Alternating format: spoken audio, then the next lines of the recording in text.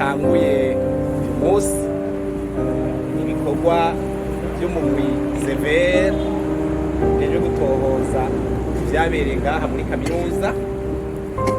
Uni warongoye iyo ekipe ikorera ngaha muri kaminuza y'u Burundi araza kubashikiriza akantu gatoyi, hanyuma muce mugenda ku mirimo yanyu uko ibi bikorwa biratanguye kandi bizobandanya, kubera ahantu biyumvira yuko ashobora kuba hahambwa abantu ngaha ku kigo ca kaminuza. Si ngaha honyene, hariho n'ahandi batanguye, hariho n'ahandi bazobandanya. Urumva rero ntimwoca muguma muhagaze ngaha kuko aba bari ku kazi kabo, namwe mufise akazi kanyu.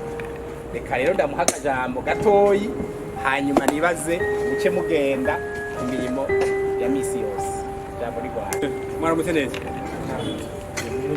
Je nitwa Batungwa Aloise, ndi umwe mu bakomiseri 13 bagize umugwi wo kurondera no kunywanisha abarundi. Uwo mugwi rero ukaba ahanini ujeje kurondera ukuri ubwicanyi bwagiye buraba guhera mu mwaka w'1885 igihe abadagi bavuga ko bagiye muri Afurika y'igabangano gushika mu mwaka wa 2008. Rero muri bimwe dukora turaba ahari ibinogo byatawemo abantu bagandabuye. Uno munsi rero tukaba twaje ngaha kuko twumvise ko ngaha hari ibinogo byatawemo abanyeshuri biga ngaha mu myaka y'1995. Hari n'abanduganuka ko hano baragandagura bagatabwa muri binogo ngaha muri kaminuza y'ibiro kabiri. Ibi nibyo byatuzanye ngaha turabe ko ivyo binogo koko biriho, turabe ko ivyo bisigarira byacu biriho, hama tuheze turondere ukuri kuri ivyo bisigarira, turabe icyo tuzobikoza kugira ngo ukuri kumenyekane.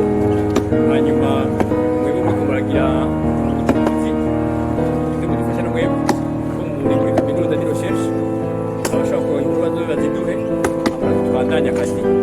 Ni ngaha muga turafise n'izindi nkuru ahandi kuko leta yababwiye tugiye gukorera ngaha turondera ibi binogo, muga turondera no kuri ngaha bibasamaza kuko yababwiye, ariko kurondera namwe kumenya ni vyiza.